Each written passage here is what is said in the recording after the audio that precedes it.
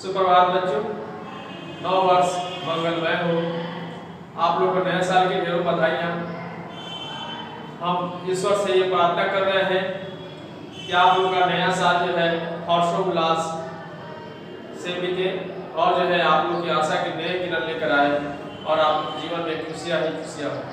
बच्चों, आज हम लोग चलते हैं लोकतांत्रिक विषय में और इसका चौथा अध्याय है लोकतंत्र में चुनावी राजनीति। तो बच्चों, पिछले वीडियो में भी हम लोग लोकतंत्र में चुनावी राजनीति पे चर्चा कर चुके हैं और इस पर जो है आगे तरफ बढ़ चुके हैं। बच्चों, लोकतंत्र की जो परिभाषा है उसमें हमने आप लोगों को बताया है कि लोकतंत्र एक ऐसी शासन व्यवस्था है जो जनता के लिए जनता पर संचालित होती है। बच्चों, ये इसमें शक्ति का जो केंद्रीकरण होती है वो जनता के हाथों में होती है, जनता सर्वोपरि होती है और जनता ही जो है किसी भी सरकार को बनाने या उसे पद से हटाने की शक्ति रखती है। आप लोगों को जानना चाहिए कि लोकतंत्र जनता के लिए ही बनाई गई है।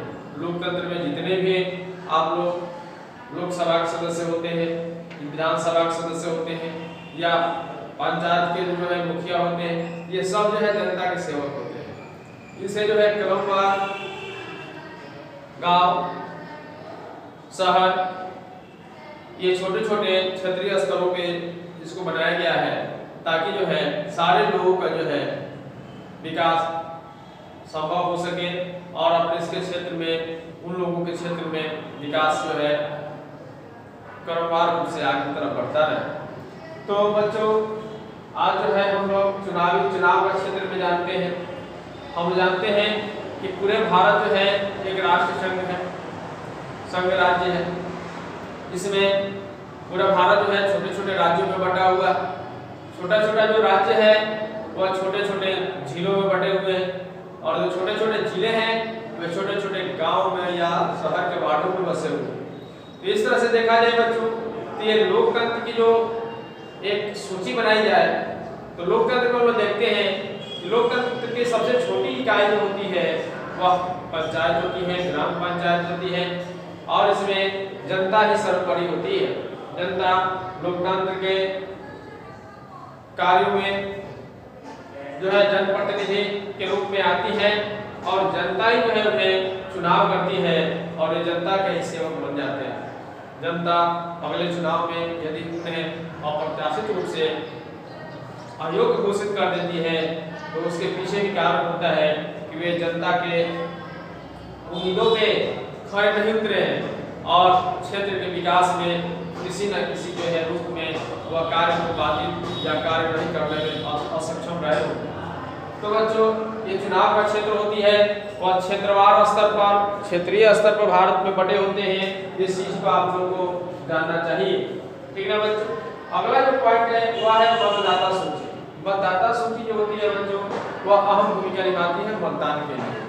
मतदाता सूची में जिनका नाम होता है, जिनका नामांकन होता है, जो जिनको फोटो पहचान पत्र निर्गत हुआ जाता है, वही व्यक्ति जो है अपने मताधिकार का प्रयोग करते हैं, तथा दूसरे व्यक्तियों को जो है मत देने का अधिकार नहीं होता है। निर्वाचन आयोग के द्वारा उन्हें फोटो पहचान पत्र दिया जाता है जो कि हमारे निर्धारित उम्र के बाद उसे प्रदान करने की जो है घोषणा की गई है। उसका ये जो होता है वह उम्र है 18 वर्ष। जब व्यक्ति स्त्री या पुरुष जब 18 वर्ष के हो जाते हैं तो उनको जो है फोटो पहचान पत्र निर्गत किया जाता है और उन्हें जो है मताधिकार का प्रयोग करने का अधिकार प्राप्त हो जाता है। क्योंकि ऐसा इसलिए किया गया है क्योंकि 18 वर्ष के बाद जो है किसी भी स्त्री या पुरुष में बौद्धिक क्षमता का विकास हो जाता है और वे अच्छे जनप्रतिनिधि को जो है चुनने का क्षमता रखते हैं। तो ये हो गया मतदाता सूची में।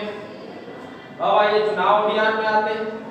चुनाव अभियान में हम जानते हैं कि कोई भी राजनीतिक दल होता है, कई राजनीतिक दल होते हैं, जैसे भाजपा हो गई, कांग्रेस हो गई, राजद हो गए, जदयू हो गए, लोजपा हो गए, रालोसपा हो गए, भाकपा माले हो गए, इत्यादि क्षेत्र है।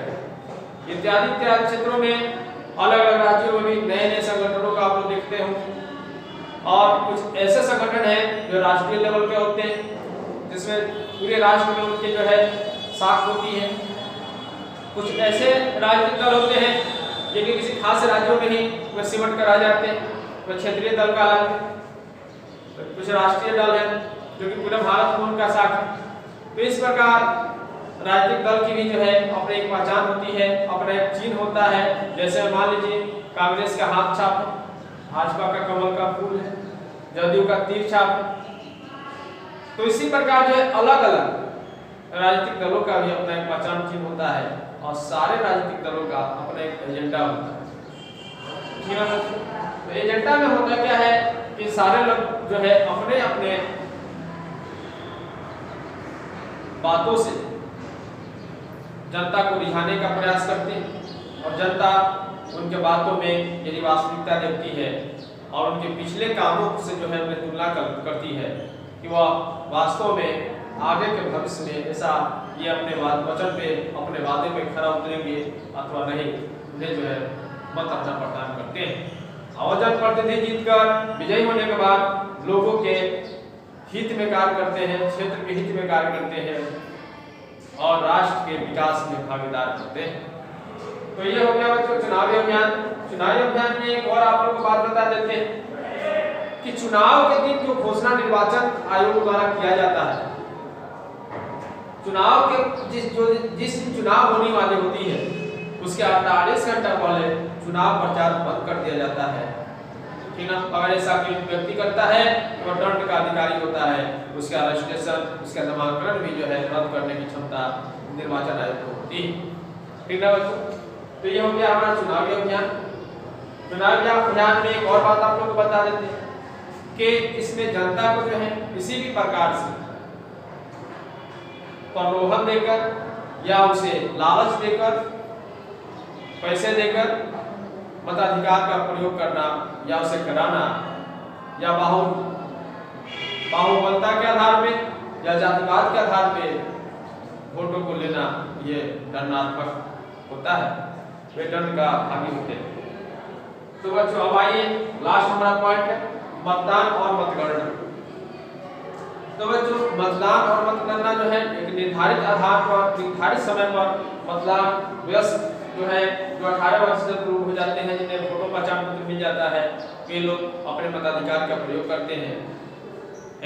अपने अपने क्षेत्रों के में स्कूलों पे, पंचायत भवनों पे, सामुदायिक भवनों पे अलग अलग क्षेत्रों का अलग अलग जो है वोटर सेंटर बना रहता है। वे लोग वहाँ पे जाते हैं, अपने फोटो पहचान पत्र ले जाकर एक जो है लिस्ट जो कि ब्लॉक स्तर से मिला जाता है उससे उनके मिलान किया जाता है, व्यक्तियों की पहचान की जाती है, उनके हाथों पे एक खास किस्म के स्याही भी लगाए जाते हैं जिससे वो दोबारा जो है फिर मतदान सेंटर बनाए और जो है इस तरह की व्यवस्थाएं सरकार द्वारा की जाती है। देखिए अब आइए मतगणना। मतगणना में होता क्या है कि वोट जब खत्म हो जाते हैं तो वोट जो है इलेक्शन खत्म होने के बाद एक निर्धारित सेंटर पर सारे मतपेटियों को इकट्ठा किया जाता है और सरकार के जो पदाधिकारी होते हैं तो सरकार के माध्यम से वहाँ जाते हैं, वे लोग उस पदाधिकारी के देखरेख में और अभिकर्ता के देखरेख में मतपेटियों को खोला जाता है और उन्हें भारी सुरक्षा के बीच मतगणना किया जाता है और जो प्रत्याशी विजयी होते हैं उन्हें हमारे जिलाधिकारी के द्वारा उन्हें एक सर्टिफिकेट भी दिया जाता है जिससे वह विजयी घोषित होते हैं। इस पॉइंट को आप लोग बच्चों अपने फेयर बुक में लिखेंगे।